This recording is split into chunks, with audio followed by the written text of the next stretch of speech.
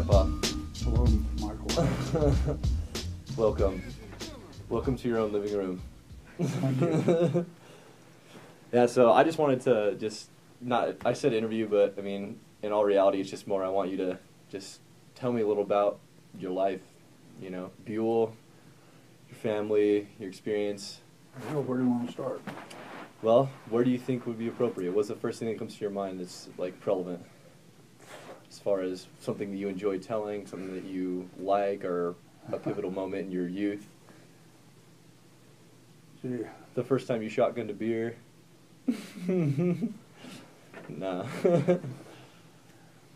Gee, I did so many things, or I have done so many things that I don't, there's no particular thing that stands out in my mind. Probably the baseball experiences, Army experiences, medical experiences, early childhood experiences.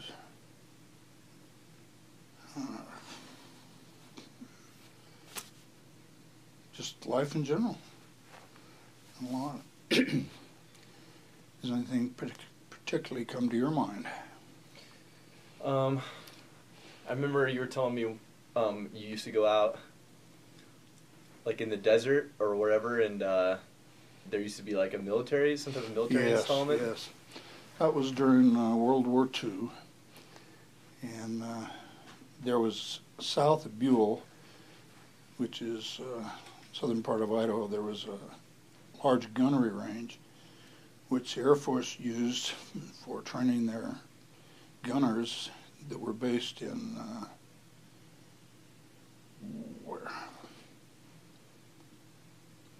around Boise. And they would fly out there and they would have a rectangular course that they would fly over. And they would fly low, and they had corner markers on this rectangular course that were made out of canvas, and 2x4s and canvas. And the planes would come and fly around this course and make these turns. But they wouldn't fly usually on Sundays or Saturdays. So what we would do, this is when I was in high school, we would go out and find, well, what would happen was that the gunners had to shoot so many rounds of ammunition before they could leave. And when they come to these corners, if they didn't have the shootout, they just dumped the boxes out. So these were planes that would fly a rectangular course and like shoot. Like B-17s and shoot their B-24s and shooting 50 caliber machine guns. That's so right. And they'd kick out full boxes of ammunition. There was probably 50 or 60 rounds in a metal belt, and it was about that long, that they would have out there. So we'd go out and collect these, and we'd all have 200 or 300 of these hanging up in our room, like Christmas ornaments, but they're all live bullets, you know. And anyway, we went out to collect some on this particular Saturday. And this Saturday, we got out there, and they would kick them out on these corners and they'd go around. So we'd go by these corners to find them. And while we were out there, we heard bombers start coming. So it was low sagebrush everywhere. The only place we had to hide was in the corners. So we ran in these corners like little tents. And as we're sitting in there, and the bombers come flying over, shooting, not at the corners, but out at the targets, we started looking around the corners, and there was bullet holes all over the corners. So, that would be terrifying. So anyway. A 50 caliber bullet. So what we did then, that wasn't exciting enough, so we built a large bonfire and threw one of these belts of 50 caliber machine gun bullets. No way. In the bonfire. That's the first thing that I thought when you were telling me you had those. And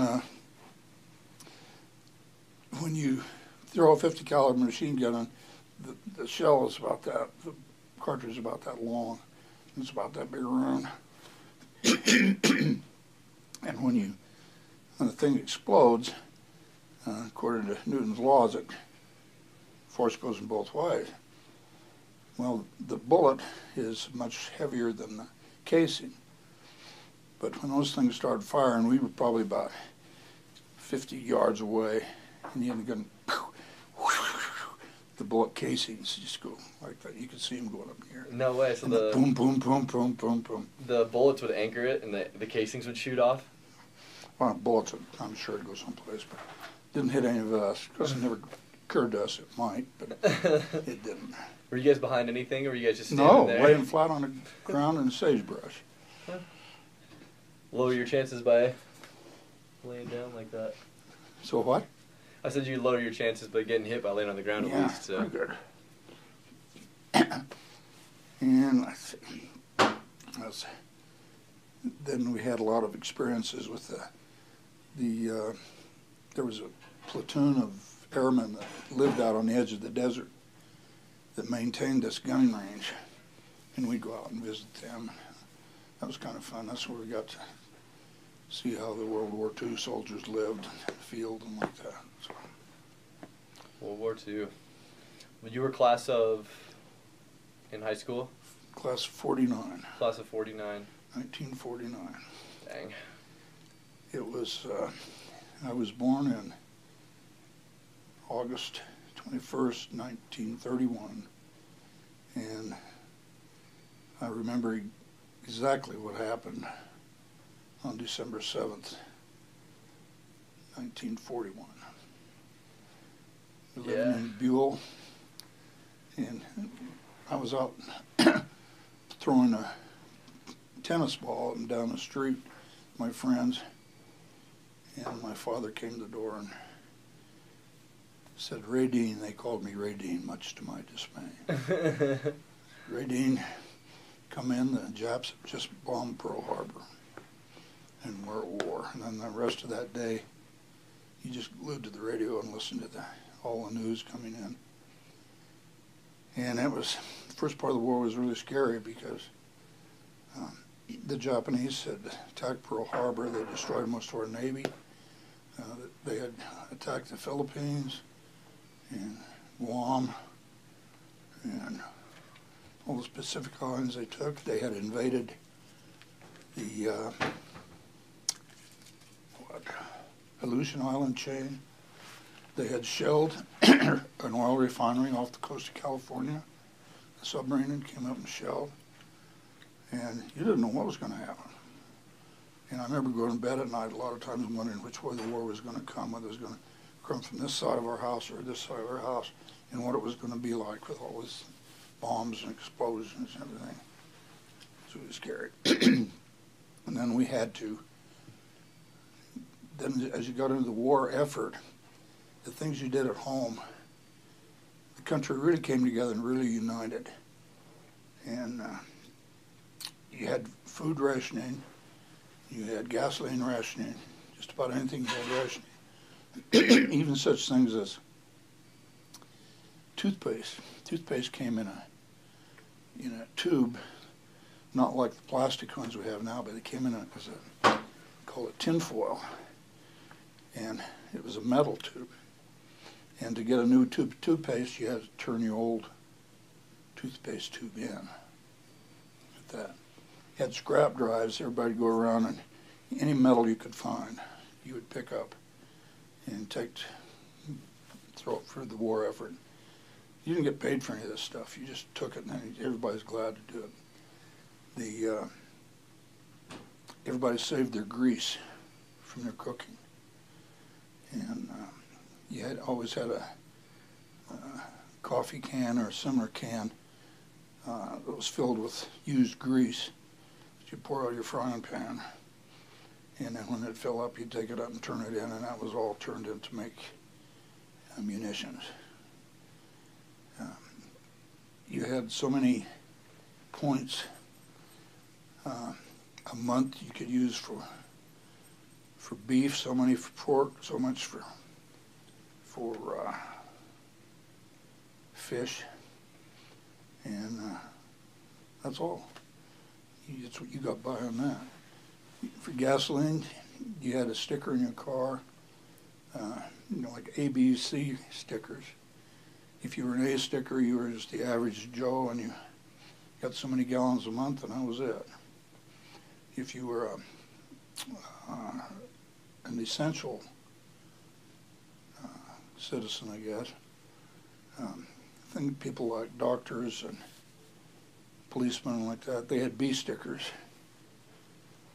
And then C stickers, I think, were for the farmers who had to go back and forth from the farms and also had to get gasoline for the farm stuff. And you could get stuff, but you had to, if you got anything that wasn't ration, it was on the black market. And at least in our part of the country, we didn't do that. That was a no-no. That was against the war effort. And people really took that serious. Had a lot of your friends that go, and that people you grew up with went in the service, and they'd hang a little flag in the window when they went, and it had a little banner about yay big, and have a blue star on it. That showed that you had a relative in the service or son in the service. And the sad day was when they come and they'd exchange one of those for a gold star. It means that they were killed. And they had those hanging up everywhere. Your money, you didn't have any copper pennies. Pennies were all, they turned to be steel pennies. And they're silver. And, all right, we're back on. And play. okay. So yeah, you can tell us about your experience with athletics and how that was an effective opportunity for you. Well, I think that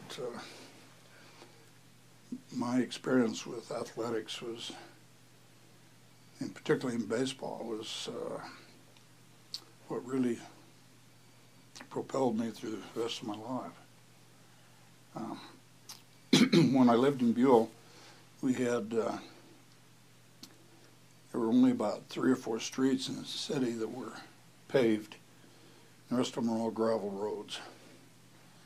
And they would be, they'd be putting in sewer lines and things like that, and they'd be digging up, there'd be trenches, and you learned pretty soon to defend yourself by throwing rocks. You'd get in rock fights, and you get rock fights. Rock fights, and you're pretty good. Rocks are everywhere, and if you couldn't beat a guy, you could usually hit him with a rock. I had a pretty good arm, so I defended myself pretty well with a rock. Rock fights. So sounds super scary. Then we moved to another house, our first house my folks bought, and we were only about 2 blocks from the baseball field.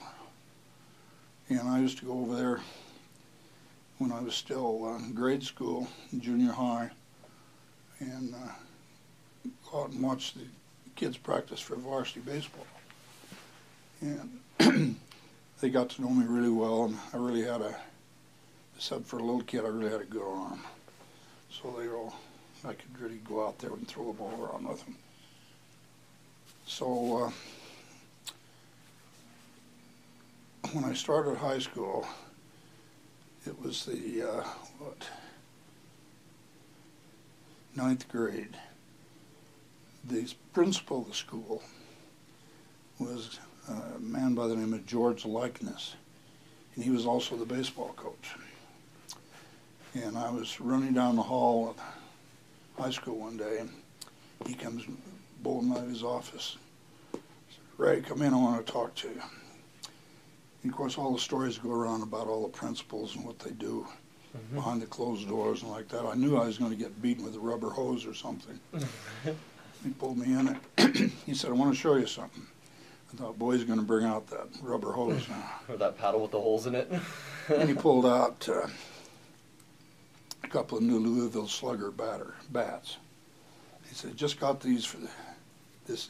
Aren't they beauties?" And yeah, it really was. And he said, "You know, baseball's going to be starting in a few months, and I want you to be sure to come out for the team." So I did, but my problem that I was short, and in my own mind I was really fat, which I really wasn't fat, but in my own mind I was. But I was slow, The only thing I had going for me was I was left-handed, and I could throw rocks pretty straight. So went out and played junior American Legion baseball in the summers, and then play high school baseball, softball whenever I could play it. And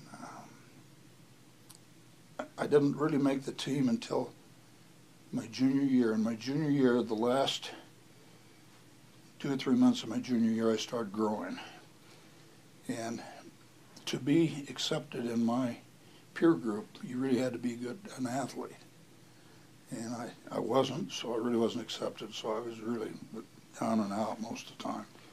And I started growing, and I started improving and doing better. Then my attitude improved, and my standing in the group went up, and I started doing much better in baseball.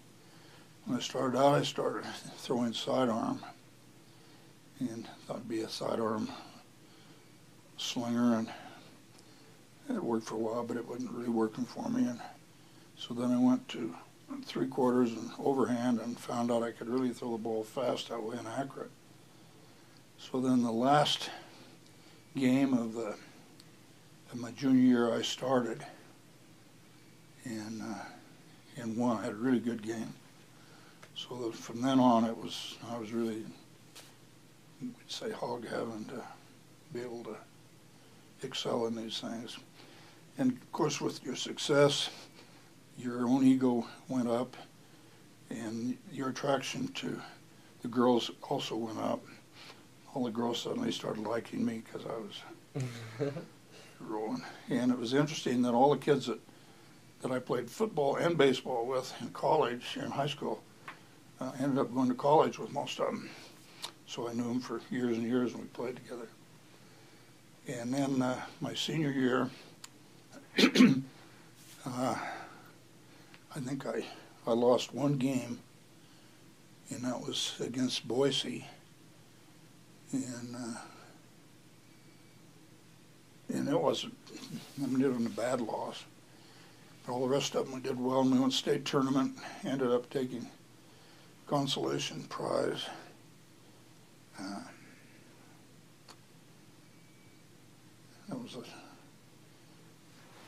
I played, I pitched. When I wasn't pitching, you could only pitch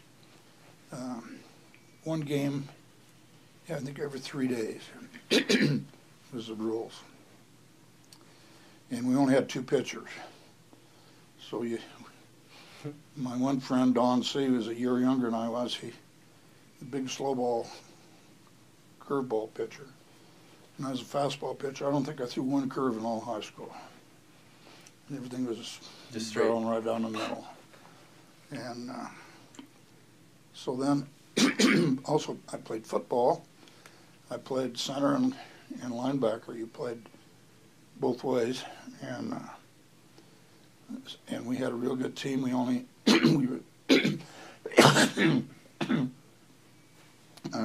we won our division, and you didn't after you had your own division, you didn't have a state championship or anything like that. We played a game against Blackfoot in football, and their team had many Indians on it, and they were in the Fort Hall Indian Reservation there, and they outweighed us about 15, 20 pounds per man, and you'd line up on the line and look across, and then you'd be all these Indians with scars all over their face and long hair, and I think they were going to kill you. Anyway, we just blew them away. And the officials for that game were all football coaches from Idaho State. And after the game, they came up to us and wanted to know how many seniors there were on the team. There were 5 of us. And they took us in the locker room and offered us on the spot scholarships to play football for Idaho State. That particular. Pocatello. Yeah, so then, but I didn't want to go to Pocatello. And a couple of kids went to Southern Idaho College Education at Albion, Idaho, which is outside of Burley, Kimberly in that area. And it was a teacher's college, 4-year teacher's college. And I went up to play football. And I was there. I went for a month before school started just to play football. And I went to one round of classes. And then I knew I didn't want to be a teacher after I went to one round of education classes. And so I quit. And the only money I had was money that I'd saved during the summer. I'd had a couple of good jobs, one in particular being a lab technician for Green Giant corn factory.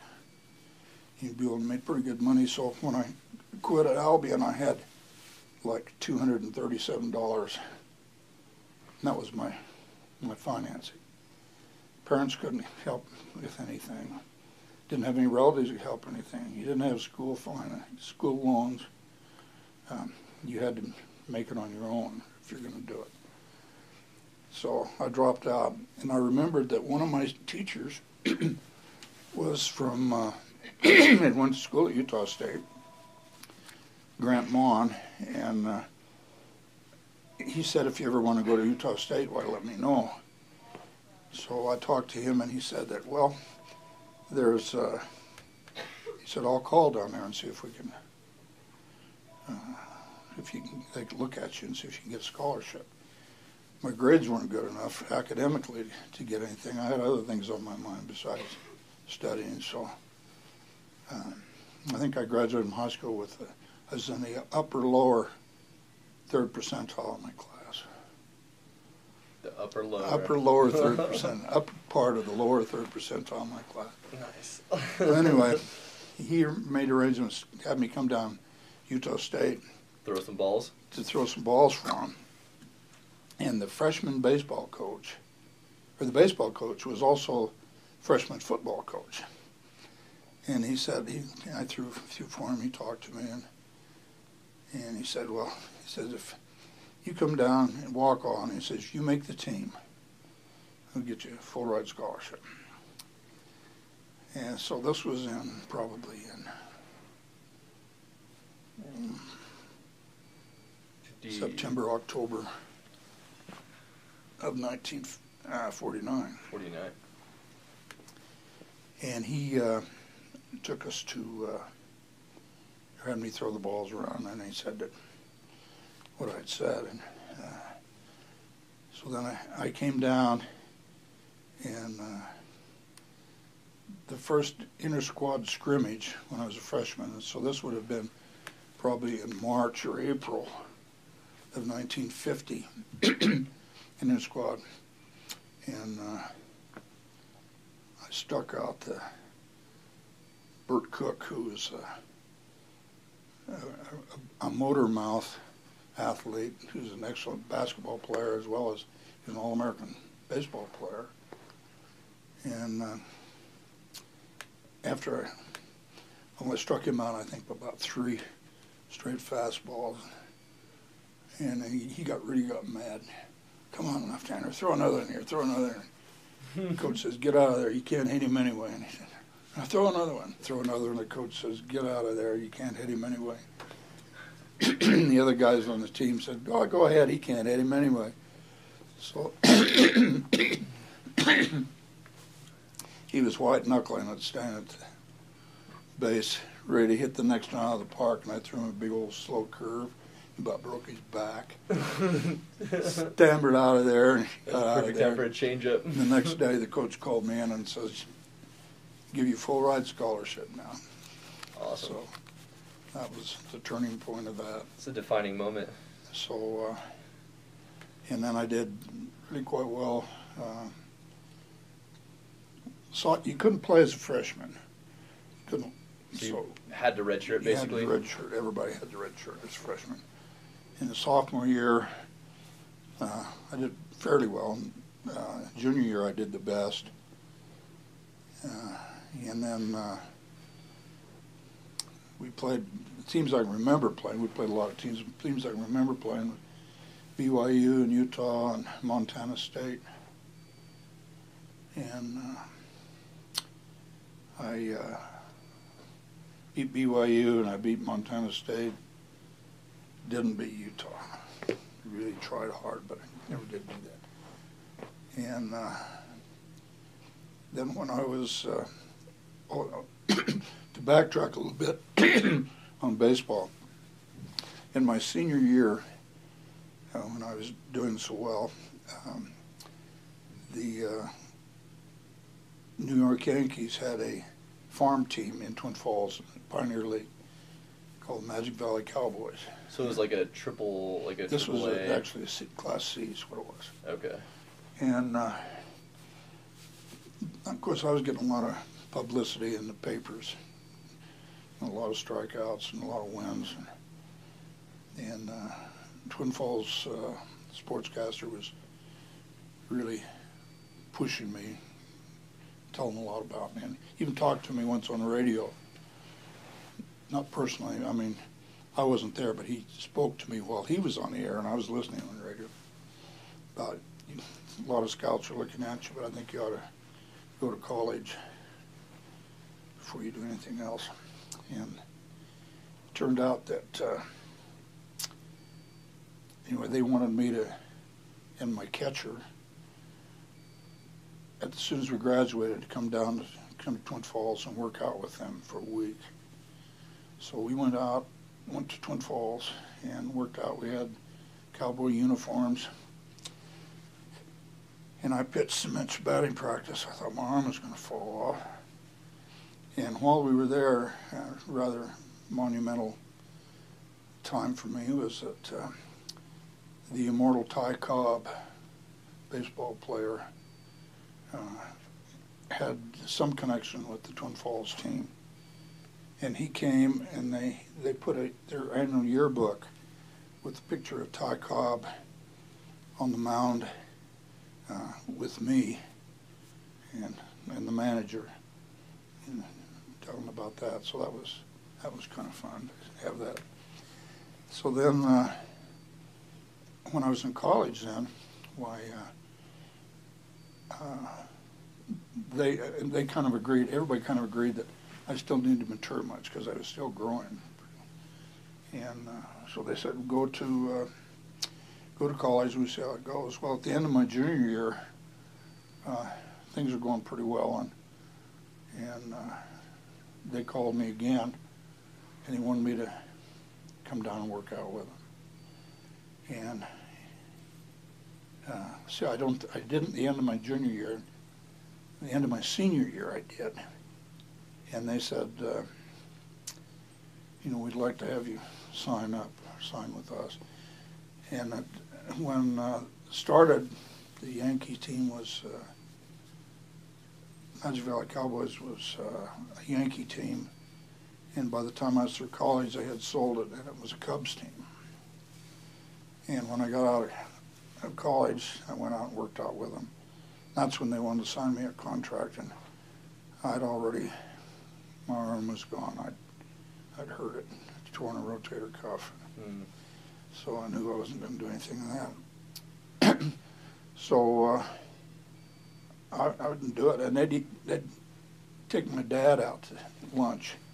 Come to Buell and take my dad out to lunch to get him to talk me into playing baseball for him. But the only baseball I played after that was when, well, I played every summer for Fred's Flowers and Logan against Smithfield Blue Sox, and even played in a tournament when I got out of the service for Fred's Flowers. And I remember I hit a home run in that tournament and won 5 pounds of sugar and a case of peas. That's 5 my pounds prize. of sugar and a case of peas. And, It's a lot of sugar. yeah, but anyway, that was fun. And then when I went in the service, I pitched for the headquarters company of the 1st Infantry Division, or 1st Infantry Division. But after that, the only baseball I played was, I didn't play baseball. After that, I played just softball with the ward teams and played with Scott and Todd both. I pitched and Scott played. Catch? Or Todd played third and Scott played shortstop. So that was fun. So baseball really gave me the opportunity to get ahead in life, and I wouldn't have been able to go to college without it, because I didn't have any other source of financing. So after you graduated and you went and played for the C League, and then you decided to... Well, when I graduated in physical education. I was a PE major. In 1950... They only had one graduating class a year at that time, and that was in the spring. And I finished up in December of 1953. Then I went to work on a ranch in Buell until that following May when I graduated from college. But I'd already graduated, and that was in 4 years. Not as the usual trend now. Start a class, if you're failing it, drop it, do something else. You start a class and you better damn well do good at it and not flunk it. And so I graduated when I was supposed to. And then during the graduation, while I was in school, the Korean War broke out. And when you had to take 2 years of ROTC when you attended a land-grant school. The first 2 years, everybody either took ROTC or I think you could get by taking PE or something instead. And so we all took ROTC. And then the Korean War broke out. And suddenly we became very interested in PE? ROTC. Oh, in ROTC. Because if you flunked, you went to Korea. Your deferment in the draft was gone. So everybody became excellent ROTC students. And we took it for a full 4 years, and we got commissioned in the Army when we left, and I had a commission in the quartermaster. And I was called on active duty and went to Fort Lee, Virginia, to officers' school. Then my first assignment was to the 10th Infantry Division at Fort Riley, Kansas. And at that time, the Army was trying a new setup where they would exchange unit per unit instead of man for man, going from one unit to another. The whole division would exchange, families and everything. They call it Operation Gyroscope. And the infantry, you had to train your own basic trainees. And the quartermaster was in a unique situation where they had to train their own replacements, plus supply the entire division with all these training units going on. So here I was, a brand new second lieutenant. They put me in charge of an infantry company of about 186 basic trainings. And I was their company commander, and I had to go with them everywhere. And I was assigned to an infantry battalion that did all the training, and all I did was keep them out of trouble at night and take them back and forth. A lot of different stories about that. But so then when I'd always had this bug in the back of my mind that I really wanted to be a doctor, but there's no way in the world I could do it. There's no financial backing or anything. Grades weren't good enough for anything. And after the Korean War broke out and started getting a little more serious about studying, my grades improved. And so then when I was at Fort Riley, when I decided I really wanted to try to go to medical school. And I could get the GI Bill and the Korean GI Bill. So one of my assignments, my last assignments at Fort Riley, I was a member of the IG inspection team for the 1st Infantry Division. and I had this Colonel Cole was the bird on post, and he said, "I want you to go by the book and do everything exactly by the book." Yes, sir. And he had been passed over for general because he had divorced his wife. And in those days, that was really a no-no. If an officer ever divorced their wife, they didn't get promoted. That's interesting. And so he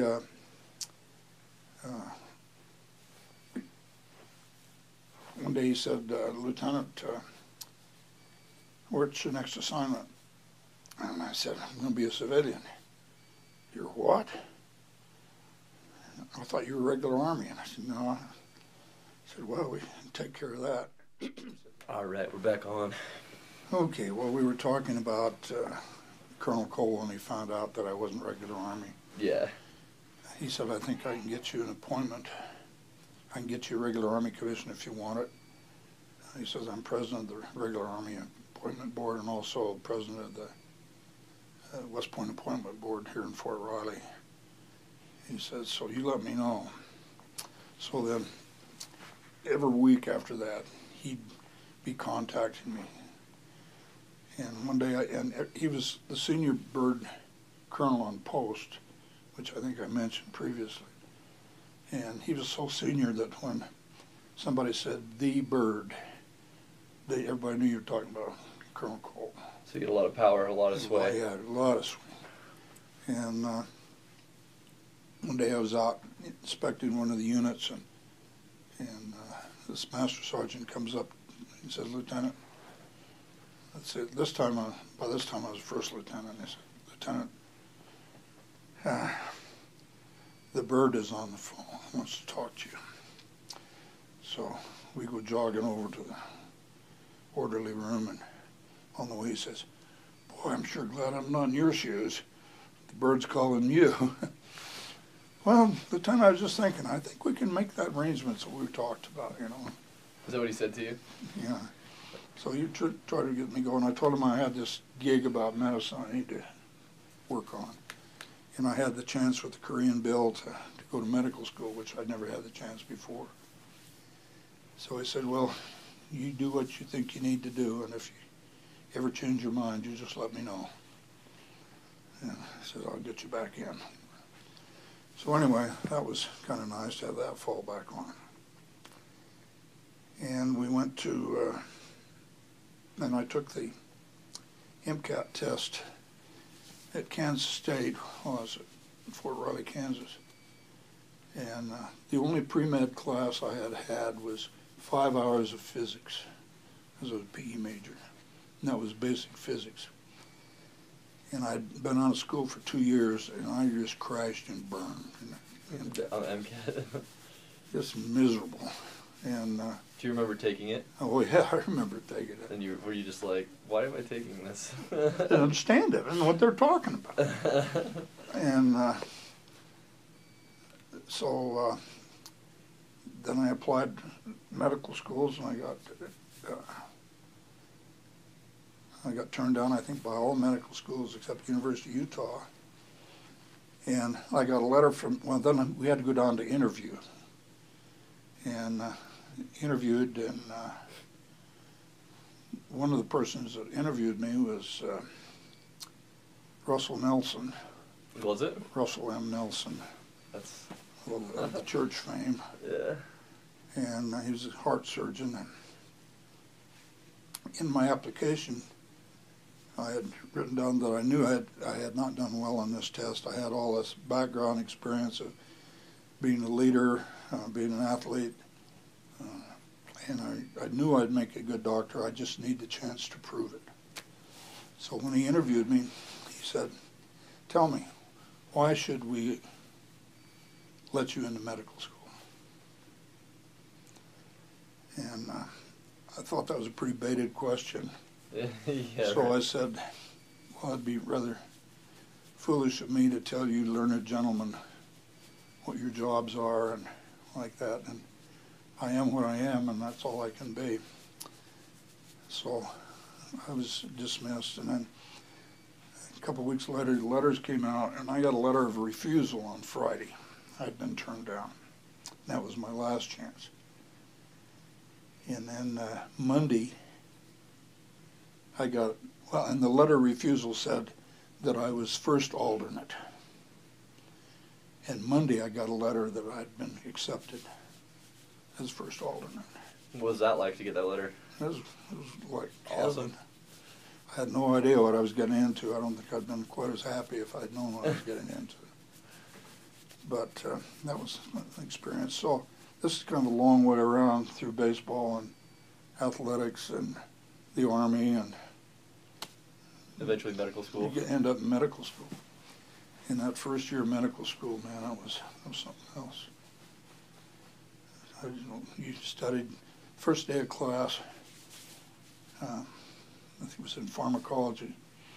They said I think we had lectures 3 times a week and the labs in between. And they said, we want you to read the first 500 pages by next lecture. First 500 pages. And this is one class. Oh my You're taking about 6 classes. You're taking, I think, like 22 hours or something like that. Sounds awful. And I thought they were kidding, and you know what? They weren't kidding at all. And you got so you could sleep with your eyes open, and you could take tests sometimes. Lots of tests I'd be taking, and my writing would go along there, and then all of a sudden my paper would just be a swirl. All the way to onto the desk. But when I was, and I got through school, and I did well, and I was in the upper, I think, 10% of my class, or in the top 10 or something like that, I don't remember which. And when I was applying for an internship, I was in the secretary of the dean's office, Florence Strong. She was helping me fill out these forms to see which schools I apply for, or where I get my internship. And she'd had some sort of an ongoing argument with Russell Nelson about the importance of the MCAT test. And he came walking by the door, and she looked up and he says, "Just a minute, Dr. Nelson." And she went out in the hall, and she had my papers with her. And she says, just to prove my point, she says, "How do you think this student finished in his class?" And he looked at the MCAT score, and he says, "How'd this student get in school?" And then he told him the situation, and so. He was like, "Oh wow." Wow, yeah. Well, he's. I swallowed my own words. Yeah, he never changes. He'll be. Anyway, that's a whole other story, that one. But so then I got in my internship, and I took a full university internship. You could take internships if you went to private hospitals. You got paid quite a bit of money, and you'd get invited to play golf with the doctors at night or in the afternoons, on weekends. Sounds But fun. you went to university, it was still just like medical school. Your nose was a grindstone all the time, but you had full patient responsibility, and you got paid. We got paid, I think, less than $100 a month, or right at $100 a month, as an intern. And I mean, we're talking about 80+ hours a week, work all the time. Talk about sleep deprivation, but it was good. You got good references like that. And then when I got I got at Utah, which I'd gone to school, so obviously they knew who I was. So then I got decided to go into pediatrics, and I'm not sure why, but it just seemed like I came alive when I went on pediatric ward. In other words, it just didn't do that to me. So I went to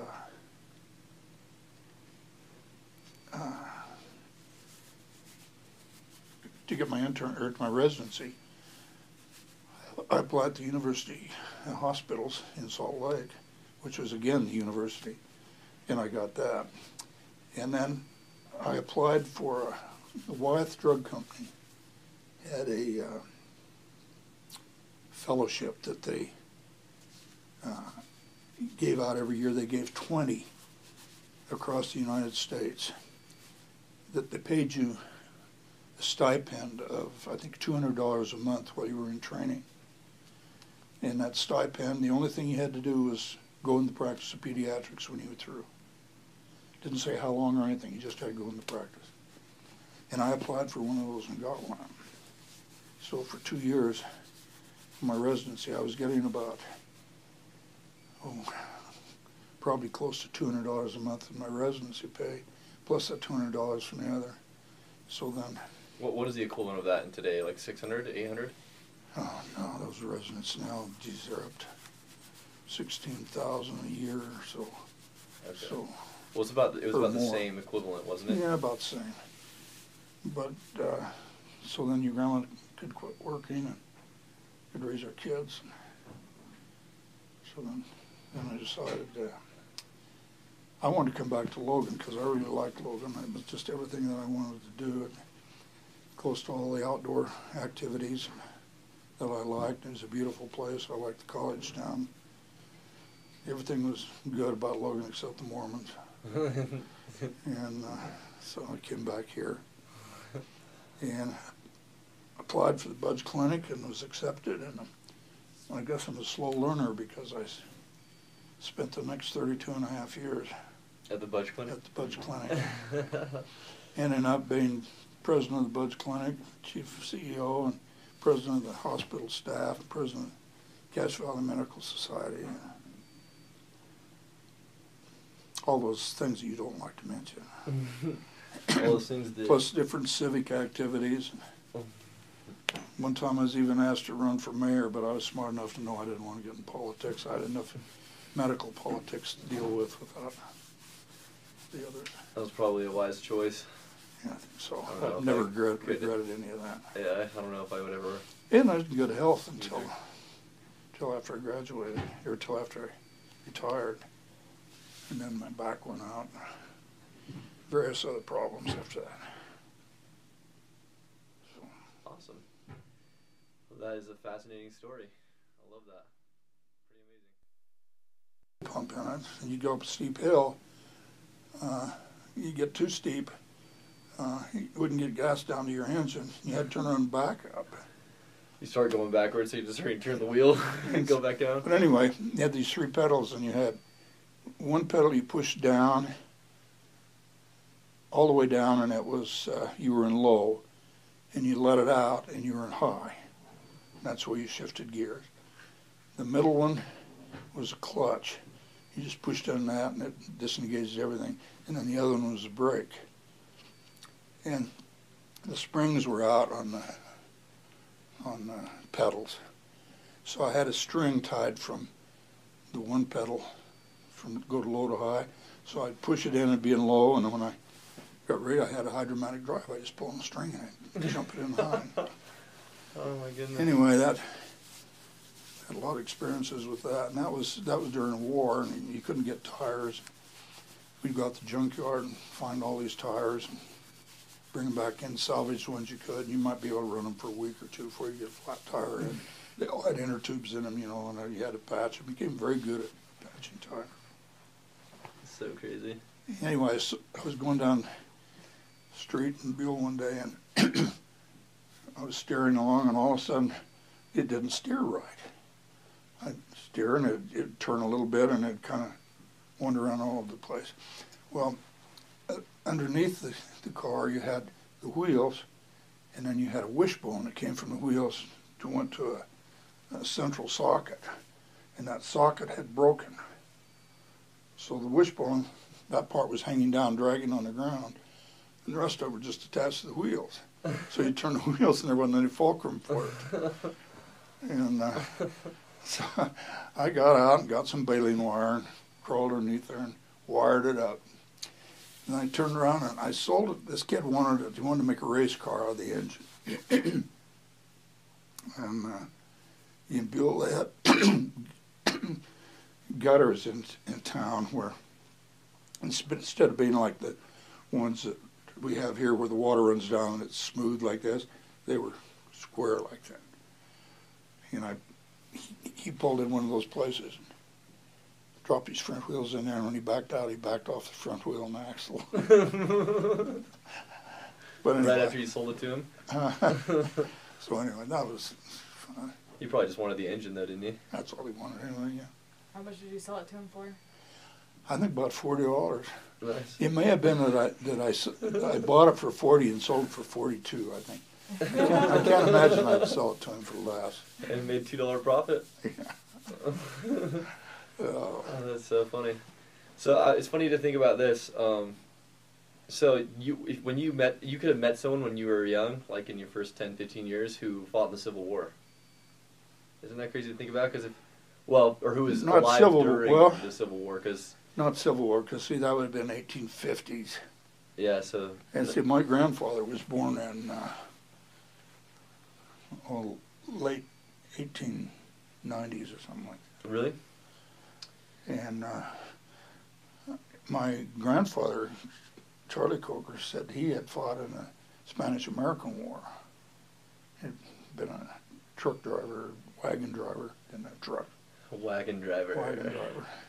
That's what I was thinking, because, I mean, if you had, like, 1850s, maybe not someone who fought in the Civil War, but who was born, because when you were born, they would have been around 80, and when you were 10, there could have been, like, a 90-year-old who you could have potentially met who was alive during the Civil War, which is crazy to think, like, that there's a connection between potentially me and someone who lived during the Civil War, which is like a live connection, you know, it seems crazy. Yeah. Another thing that's crazy is, for us, like, my grandkids are going to be able to watch me in HD TV, you know? They're going to be able to watch, like, me when I was here, when I'm, like, I'd be able to see you my age in HD if it was, like, the other way around, you know? It's crazy to think about. Because it's hard for me to picture you being, like, my age, you know? It really is, just because I've only known you since you've been older. We used to call him FLK, funny looking kid. When I was born, I wasn't as well proportioned, we can just say that. You got pictures of him, and one of those pictures that Haley flipped up one day, it reminded me the other day that there's the FLK again. Really funny looking kid. So. And that we'd have a lot of those slogans that we'd use when we were at the primary, and you see kids, you just have initials for them, you know. FLK was one of them, funny looking kid. And looked at him, and that funny looking kid turned out all right. I just had a disproportionately large head and weird skin. And he used to walk in around skin. the yard talking to himself. I wonder about what this, I wonder what that is. He's always wondering, always thinking about something. Let's try to find those Easter eggs. I know where they are. I'm going to get those one of these days. Still some out there somewhere. Should be that tree right up there.